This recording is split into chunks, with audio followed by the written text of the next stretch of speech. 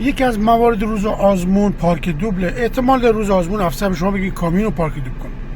شما اولین چیزی که باید به افسر بگی پارک دوبل ماشین سنگین داخل شهر ممنوعه. اینو باید ازشان اجازه بگیرید.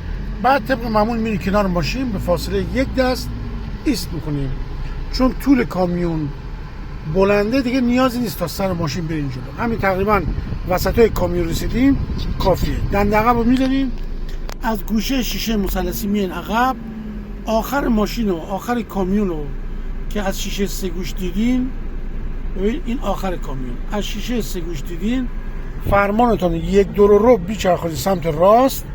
حالا میاین عقب. ما هم گفتیم فرمان دوم آینه بغل برسه به ته ماشین باید برگردونیم مثل اینجا.